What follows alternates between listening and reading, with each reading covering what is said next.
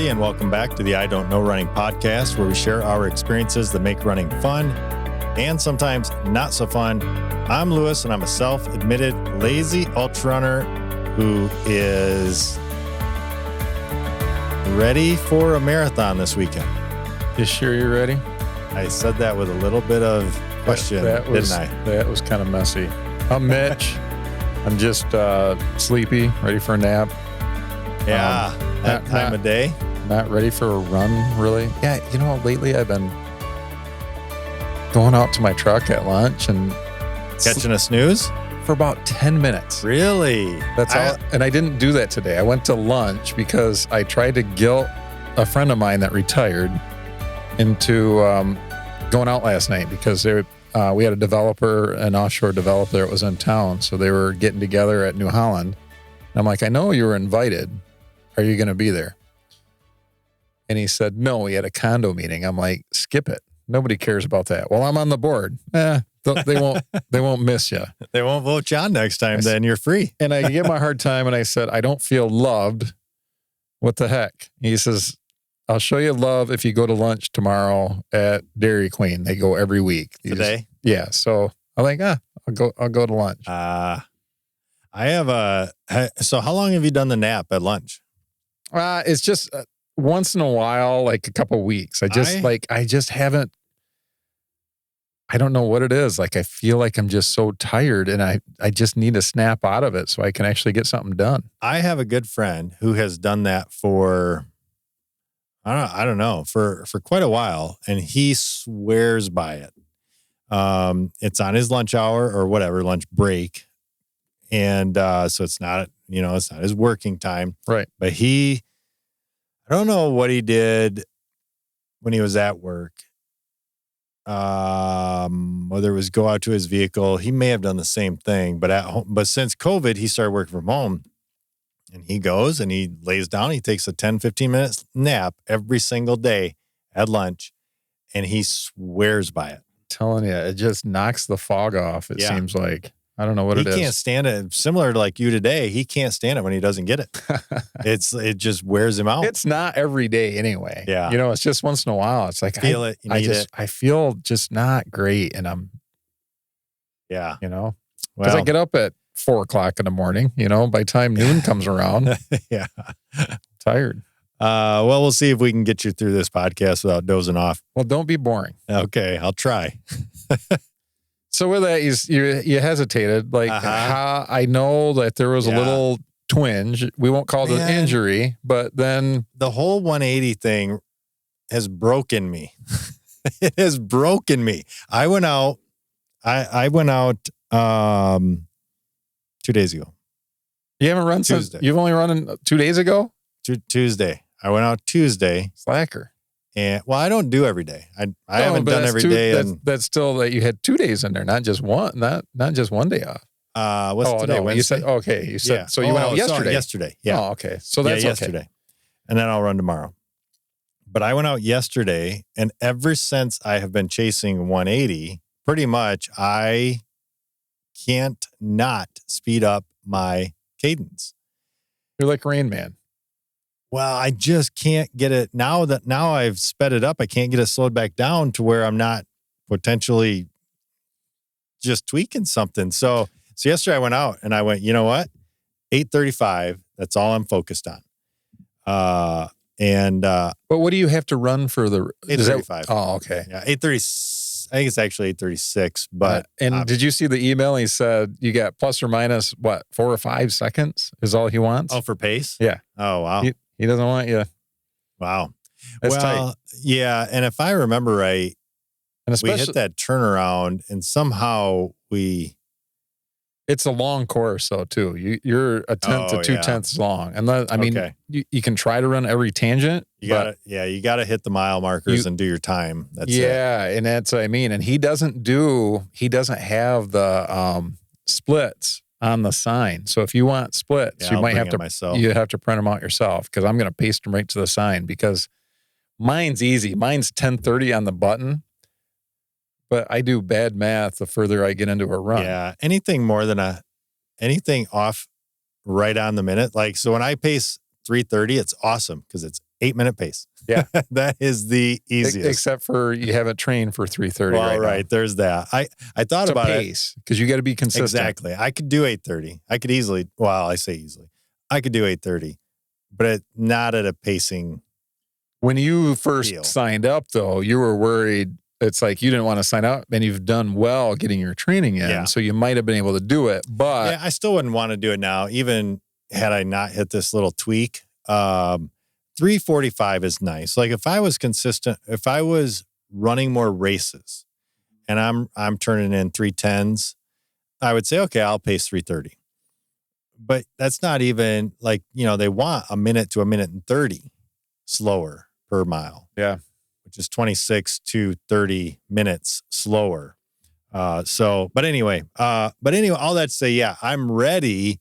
But because of this whole cadence and what it has done in my last 3 or 4 weeks, I feel like I'm okay. But man, I'm not as comfortable as I was 4 weeks ago. And I was going, this is gonna be great. So no pressure, don't screw it up. I know. That's the tough thing. Is like I always know. I'm like, especially at those a little bit faster speeds. Like I'm running a 4:35. There are people that's a qualifying time for them, but not a ton of people. Yeah. I'm usually the cleanup crew, and they're not happy to see you when you catch them. Like, what? Yeah. I'm going that slow. Oh, Yeah, you're the pace group And, that nobody like, loves to see. yeah. And I'm like, suck it up. Yeah. Start following. Come on. Let's go. Join in. Finish it up and have fun. That's all you can do. Let's not make it suck worse than it already does at this point. Yeah. Like you're not going to hit your goal, obviously. Yeah. Yeah, right. But yeah. your pace, they might be trying to hang on. Yeah, 100%. Yeah. But I think I'm fine. I think it'll be fine. It's just my hamstrings if they decide to wear out. But the thing of it is, what I keep doing is I keep slowing. So I'm out there and I just start running. And because I've been trying to change that cadence, I end up going a little bit quick and it causes hamstring issues. So I have to tell myself just run slow and easy, and it changes my stride a little bit. Yeah. What I'm worried about is usually the poop breaks. That gets me. Because you're trying to be consistent, and then all of a sudden you're like, oh, I got to go. Because that 1 year I had to go twice. So I caught up. I'm almost caught up to him, like, blub, blub, blub. Oh, my goodness. That was horrible. That was a bad day. That's the worst it's ever been for me.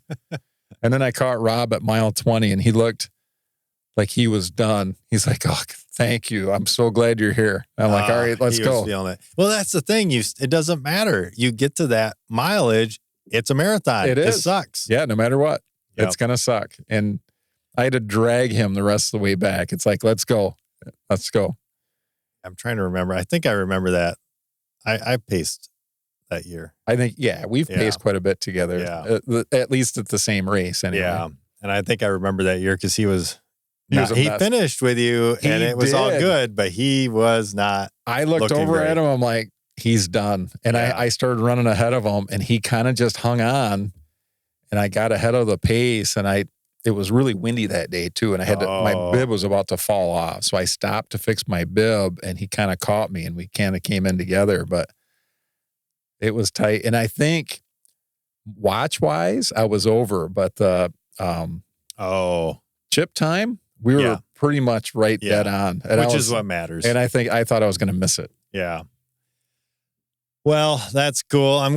And we say that we bring all this up because when this airs, we are running. Yep.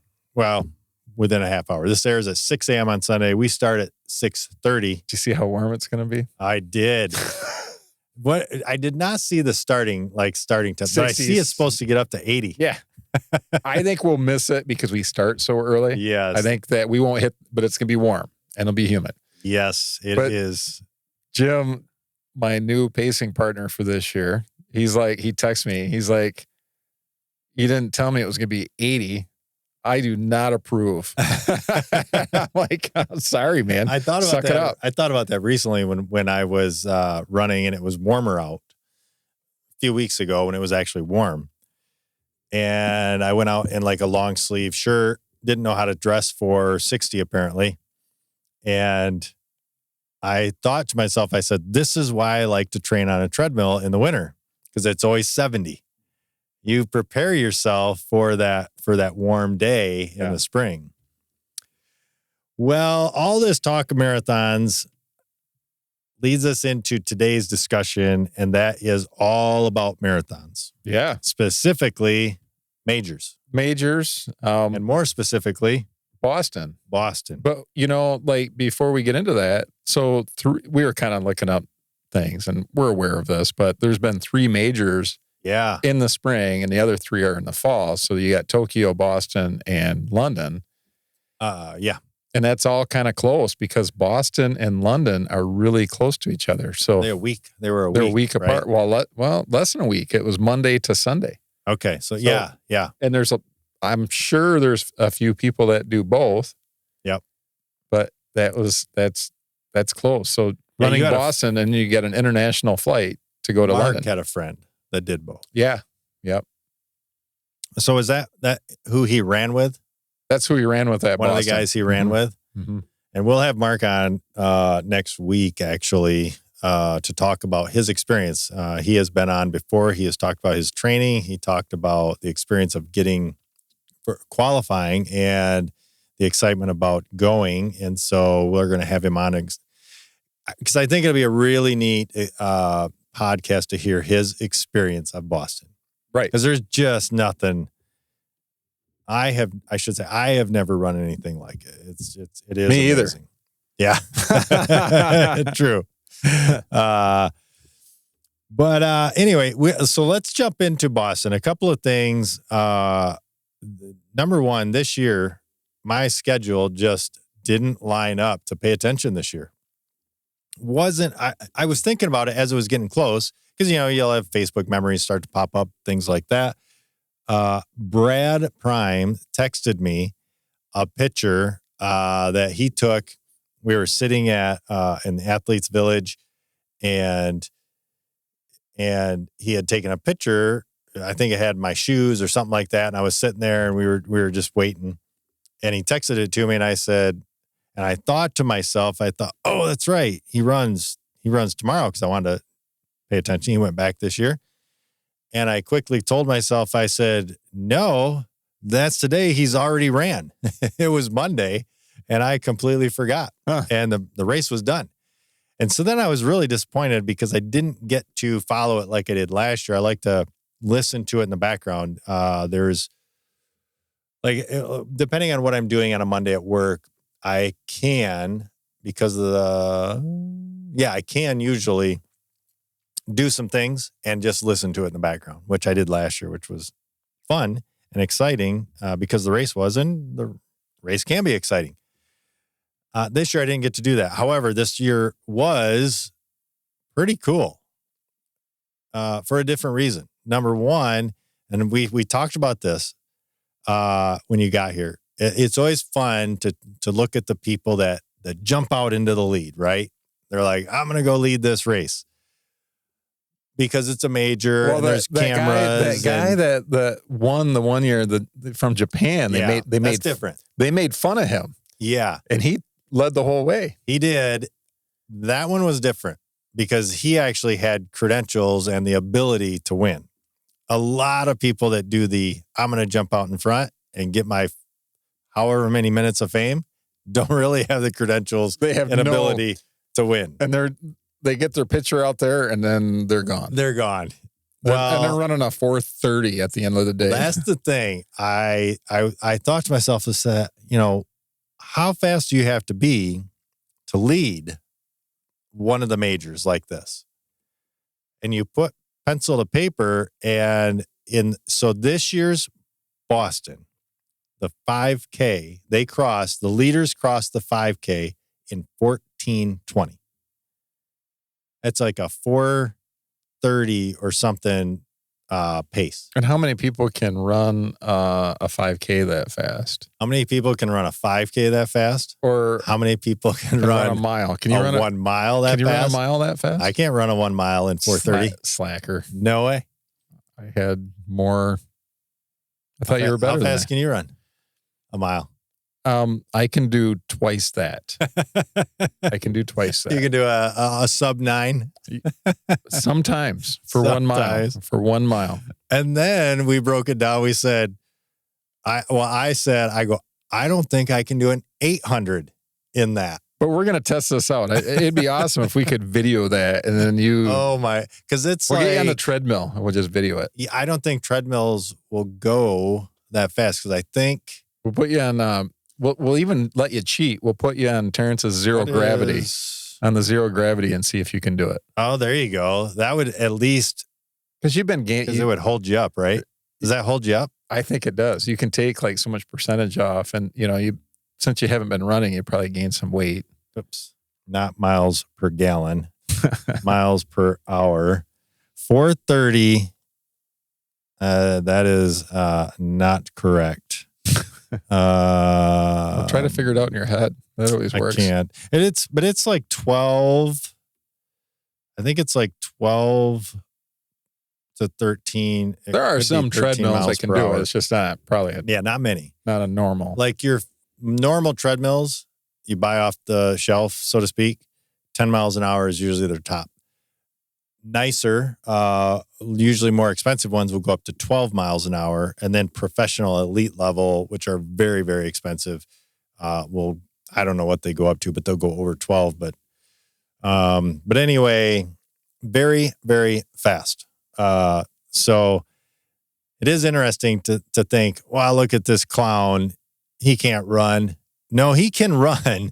If you're leading that, you're fast. You can run. But not everybody. But anyway, I just thought it was interesting. They crossed that. And then additionally, what was interesting about the Boston Marathon this year, I got to get the winner, the eventual winner. How did I lose the eventual winner? I had it up, and let's just go to results here. And let's look at the leaderboard. It's Cisse. I don't know how to say his last name. Cisse Lemma.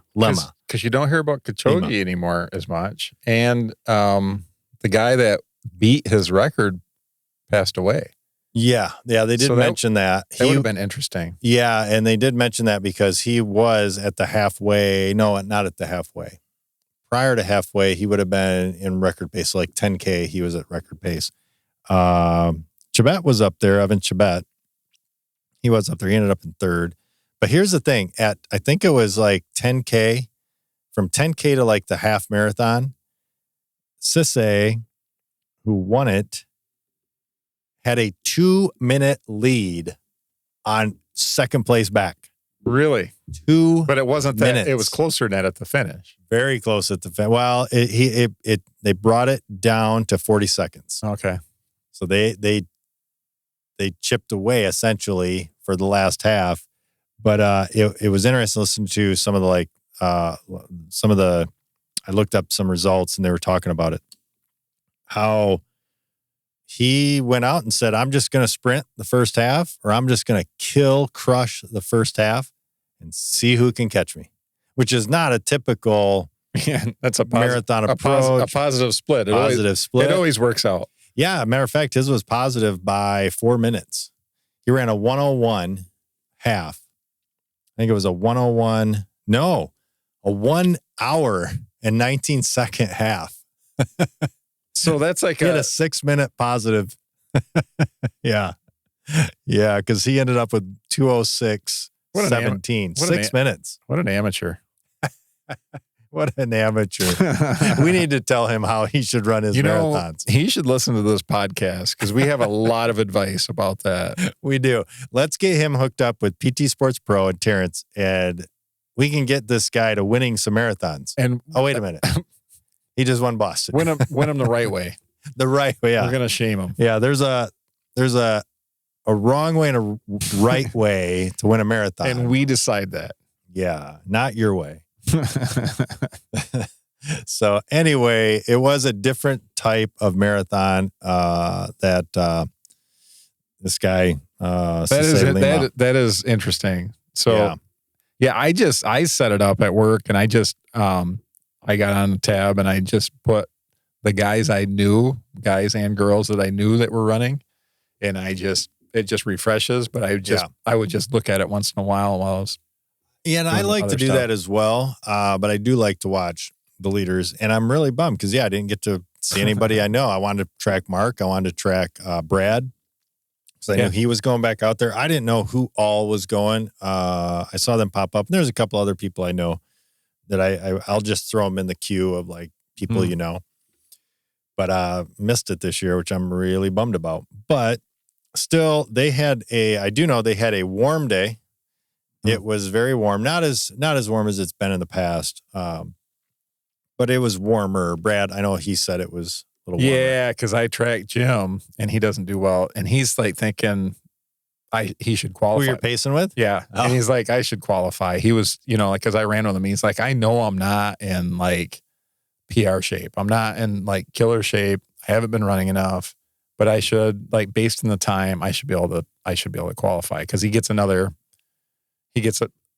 a big difference again this year. He's got a big birthday. And so I'm tracking him and I'm watching it. I'm like, oh, he's slowing down. He did not qualify. He fell apart. And he said, it got warm. A combination of not being trained like he wanted to be, and it got warm. Oh, so he's looking forward to this weekend. Yeah, so that's why I got that text. So he's like not happy about it. Oh man. I got to think about if I want to carry water. Are you carrying? I don't think I'll carry. Just to be safe? No, I usually don't. I just make sure I get it at each water stop, and that's typically enough. It's not a trail race. If it was a trail race, it's different. True. Yeah. I just don't like to carry. I know people that will run with a pack, and I just don't like to carry all the extra stuff if I don't have to. I usually have because I never want to put myself in a deficit during pacing. But I drink. I make sure I drink enough. Yeah. And the last few races I haven't been carrying, and you feel like you're getting waterlogged if you really try to stay on it. Because I don't drink a lot on normal runs, so I knowing I'm going to run that far, and I have to do better on my training runs where I drink more, and I just don't.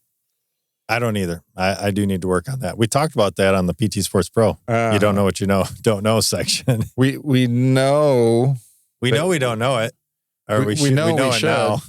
we do know. I've known this for a long time. I know. I need to do better about it. New news. It's just, kind of like stretching. So anyway, Boston Marathon was 2 weeks ago now. Yeah. Coming up on. And London Marathon was just Sunday. Yeah.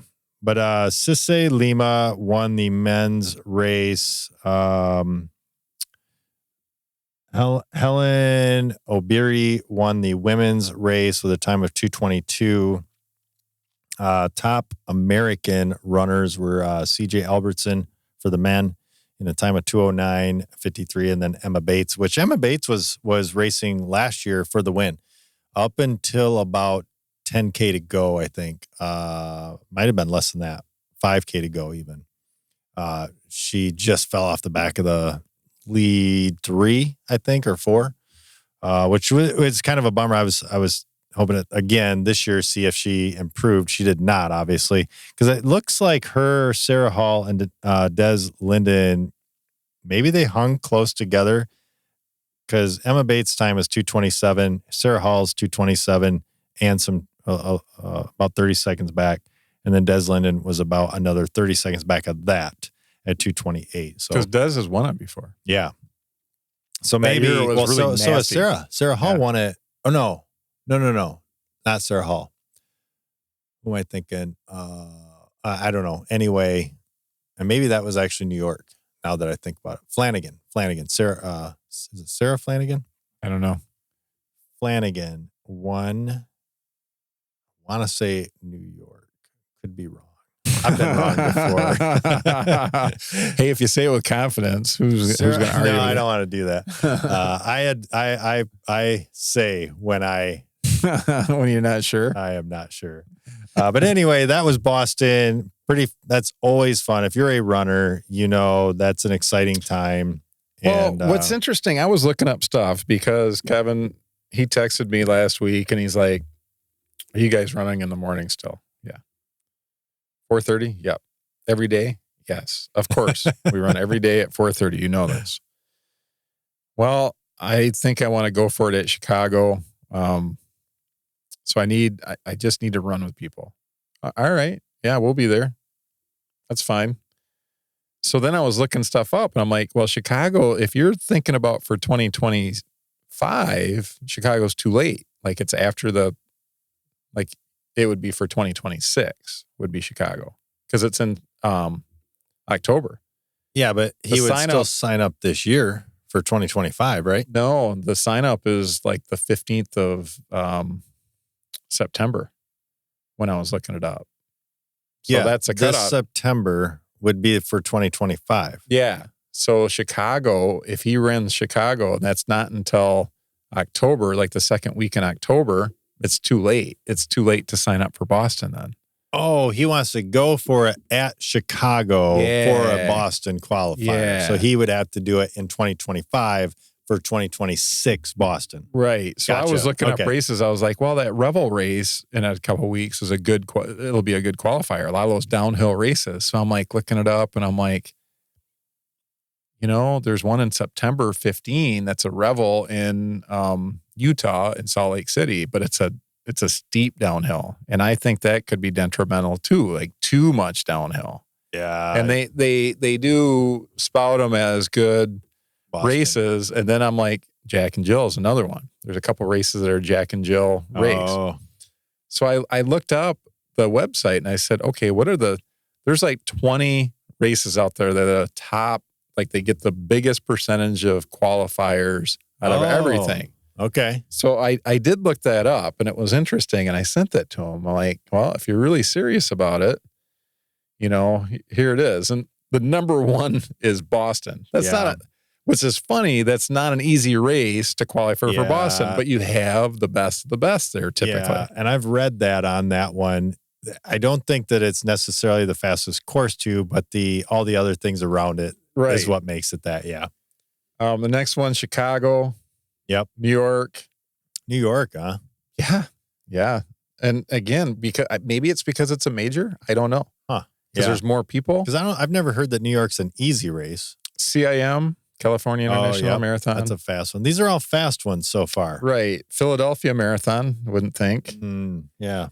And then Erie Marathon, Mountain to Beach Marathon. And then you get into a lot of Revel races, which Mountain are the to beach. That one makes sense because I bet you that's very downhill. Makes sense to look at it. Berlin, another major. Indianapolis Monumental, I know that one because that's a fast. I've run that one. Yep. I didn't run it fast, so Twin Cities. London, another major. St. George, that's in Utah. Richmond, Grandma's, Ottawa, Phoenix. I've heard Phoenix. Bay State, another Revel. Well, yeah, because Phoenix has one that's very downhill all the way. Yeah. Lehigh Valley, Steamtown, Marine Corps. Marine Corps is a good qualifier, I guess. Okay. I don't know. It's interesting. It sounds like, though, I wonder how they're drawing those stats because it must be percentage of people that actually qualify in the race. Which makes sense because at Boston, those are Boston qualifiers. Right. So they're likely to be able to qualify. Right. That's why it's number one, I think. And then even in the majors, again, it's like there's a lot of fast people that go to those. Yeah. And a lot of them, like New York, you have to qualify for. Chicago now, you have to qualify for it. You can get in on lottery. You can, but guaranteed. Chicago qualifying times are reasonable, though. They're not like getting into... they are more reasonable. Yeah. Yep. The last one on here, though, it's just crazy to me. My favorite race, Bayshore. Oh, really? It's the last one on here. Bayshore Marathon made it to that list. Wow. So, and that is, I mean, you've run it. You paced it or run it? Paced it. It's a good course. Yeah, it is. It's got the turnaround. You do have to run around that corner and come back. But other than that, it's straight. You know, like it's just out Do you remember running Kalamazoo the couple of times where they had because you've ran it several times, right? Oh yeah, every time I run it, I paced. Yeah, where they had I don't know, the one year I feel like they had like 5 cones you had to do quick little turnarounds on. It was so frustrating. That was my experience. Like can't remember what number race it was. probably my third or fourth marathon was Sunburst Marathon. It was from yeah. the Rock and Roll Hall of Fame to Notre Dame. That's what I was going to say. Finished at Notre Dame. And I don't think they do a full there anymore. It might, they do a half, and I don't even know if they do that. And I don't know if it finishes in the stadium anymore. But we ran right into the stadium. But that race, I'd love to just see what my opinion is now.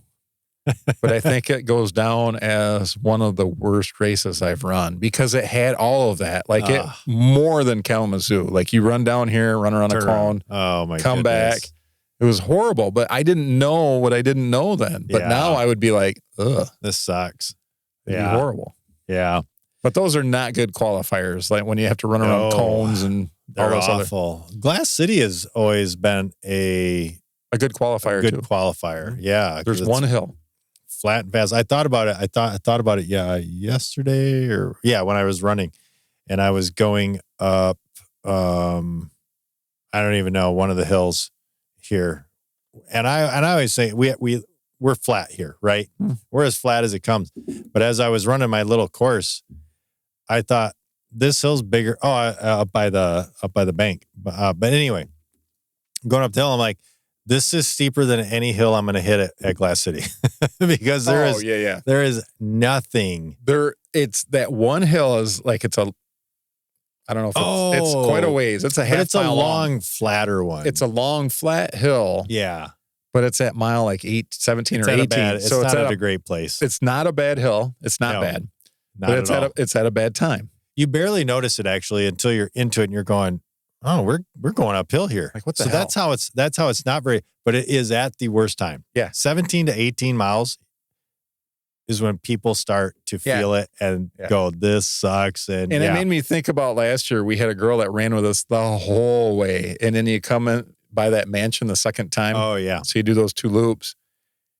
And we're running and she's joking. And all of a sudden, gone. She stopped. I'm like, hey, let's go. We got to, like we're on pace. Like you're doing good. No, I don't think so. Like, oh, man. Like, we're at mile like 23 I think we're at mile like 23. It's 20. So you were past the hill. Yeah, we're way past. We're in the mansion area. And the second time around, we were getting ready, going through the mansion, and you take a left to go down the bike path. Yeah, but isn't that where the hill starts? No, the hill is way before that. The hill's before the mansion the second time. I got to think about that now. I know. Have they changed the course? They've changed it many times. Well, no, I'm saying like this year. Do you know if it's? I don't know. I haven't looked. I know that they were. That hill's out on the road. Like you're out on that major road. I was thinking that was after the mansion. But no, the only thing, it's after the mansion the first time. Yeah. The second time you turn and you take a left and then you're coming down and it's pretty much straight shot. Actually, yeah, because once you hit the mansion and turn left, you don't have much left. You're getting close. No, because then you hit that long, stupid, and it's just as boring. Boring. At that point. Yeah. And you pass a lot of people at that point. There's a lot of carnage after that. Yeah, and you don't have any cover, so it's gonna be nice and toasty. Oh yeah, can't wait. It's gonna be great. Bring your sunblock. Some other really quick stats. I thought it was pretty interesting. For Boston is the states represented. Okay. And you would think like, okay, Massachusetts. Michigan would be at the top. Yeah, Michigan at the top. No, Michigan had, let's just do numbers entered because we really, it's close to the numbers that started, but 535 people from Michigan went. California had 1,903 people. And California always has the most people in Western states too. It seems. Yeah, like. Definitely. Yeah. Massachusetts had 4,464. I wonder. It would be interesting to know. Obviously, that is the highest. I would like to know how many of those are charity entries. Oh yeah. Because they hold a bunch of slots for charity runners to get in. And do it. It would be interesting to know the number on that. New York's another big one, 1,500. So it looks like New York and California are the two biggest ones. And then Texas, 990 Who's runners. last? Who's the least amount? Let's see. We've got 65 from Louisiana. Oh, 29 from Mississippi. I was going to guess that. Oh, hold on. North Dakota has 19 this year. Looks like they were the lowest, with South Dakota with 25 next. Because when I was going to Mississippi to work, like nobody ran. I don't think In Mississippi? Yeah. Yeah. Yeah, it was funny. Yeah. So South Dakota, then Mississippi. I got chased by a few dogs out there. Maybe that's why they don't run. Maybe. They don't have to leash their dogs. The dogs on the porch coming out. Nicole wouldn't run there. she's I'm running not out a fan of running around dogs. Running out in the country and about 6 dogs come off the porch. It is not fast mile. Yeah, but it's not a good feeling. Typically, you can run pretty quick when you're being chased by a dog. Interesting. Wyoming had 23. So they were down there. I'm curious to see what states 100% of their runners finished. Wyoming is one of them. They had 20 start. And again, this is where entered, started, and finished. You have 3 different numbers there. So Wyoming had 20 of 20. Looks like South Dakota had 24 of their 24. So they got low numbers, but they got grit. Yep. And then same as North Dakota had 17 of 17. How many people do you think that Montana 32 of 32? How many people actually run that race or start it that don't finish it though? Because that's the one that I've got that one too. 83 of 83 from another Hawaii had 59 and 59 finished. So they don't give me that total. And I want to know how many are charity runners that had no business running. I want that breakdown. Yeah, right. Yeah. I paid $4,000 to run this race, but I do have, okay, here we go. So 96% finished the race. Okay. 26,491 started. I'm curious how that is compared to other races though. Like what's the average finisher? Because I know, what they say hundreds, it's about 50%. It can be down to 50% of people that finish that start. For hundreds? Yeah, hundreds, 50% is a good finish. Yeah. I'm pretty sure 50% is a good finish at a 100-miler. Yeah. Whereas many are in the 30, 40%. A lot of people don't finish. Or Badwater for that matter. How many what the percentage of that? That would be pretty low. That would be a lower one. It'd be horrible. 20s, I bet, percentage. I don't know, maybe not. I don't know. To get into Badwater is a little bit different because, well, a lot of hunters do make you have some kind of qualifying race. But Badwater is another level. It is. Yeah. And I feel like you have to almost submit an essay of sorts. I believe you do. To say, this is why I should be selected. So there's a lot of dedication that goes into that. But yeah, a race is a race. That's why you show up on race day, because anything could happen. Yeah. Physically, mentally, weather, whatever. A shoe can blow out, whatever. So many things can happen on race day, and that's why you show up on race day and not on the virtual race day. Forget your shoes. We had that. We had a friend that... You didn't like the virtual race day? No, I ignored it. Forgot their shoes. Did a triathlon and then went, and then somehow, I don't know, how do you forget your shoes? That's a tough one. But it was a backyard try. Oh. And results posted online. And this is from 15 years ago. Uh-huh. In the results, because we're all friends, like on that one, and it says next to his name, it doesn't say did not finish. It said forgot his shoes. Did he finish or no? No. Oh, he didn't run barefoot? He didn't run bare. I think he tried, and it was like he didn't have summer feet. But it didn't have the summer feet yet. Oh my gosh, that was funny that it was in the results that way though. That is. We had a lot of fun with him. That's good. So anyway, Boston Marathon, London Marathon, Tokyo Marathon are done this year. 3 of the 6 majors, Berlin, Chicago, and New York, to come this fall. Fun fact. I was looking up numbers on that. How many people have actually Oh, run yeah. all the majors? And it Yeah. was like, as of Tokyo, it was 11,000 people. As of Tokyo 2023. Is that what it was? Yeah. So it's been further. Yep. So there's probably more. Yep. Yeah, And a few then- more. And then you said you looked up the other result and you said 96 people have done it twice. So, Yeah. so if you really want to stand out, do it 3 times. Oh my goodness. I don't even want to know what that number is. It's probably a handful. That's yeah. You're in a small group if you've done them twice. And they're talking about adding another one in 2025. They're going to announce a 7th major. So all those people that have all the majors, they got to go do another one. They got to go do another one. They did add the Abbott World, the Abbott World Majors. They did add, I think I read, in 2016, they added a 6-star medal for those that have run all 6 of the majors. So I wonder if that went to all 11,000 from the past that have done it. No, Or if it's only going forward from 2016. That would suck. If you did it in like 2015,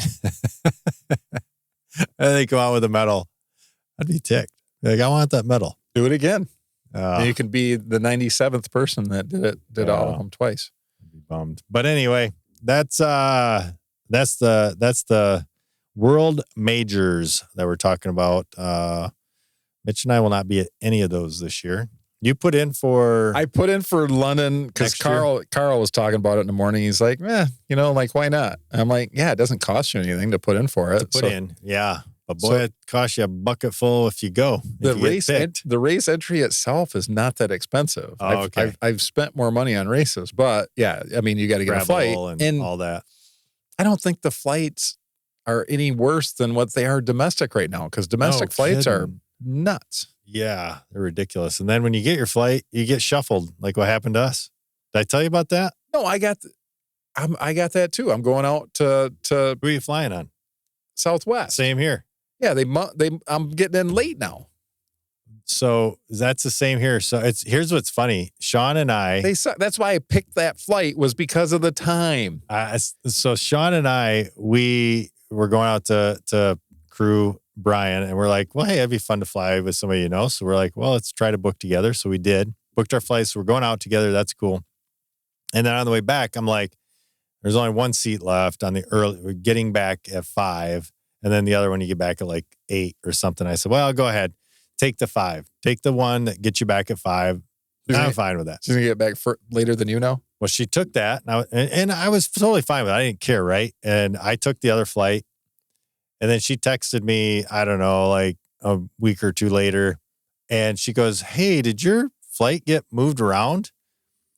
And I said, well, I didn't see anything. And so I went and I looked, and I go, oh my goodness, they moved us. So they moved the flight going out to Reno. And now instead of getting in at like 6 in the evening, we're getting in at like 11. That's the same thing happened to me. And so I told Brian, I'm like, I'm sorry, man. We just got bumped. Well, then I looked and I go, well, wait, they switched our return flight, or they switched my return flight.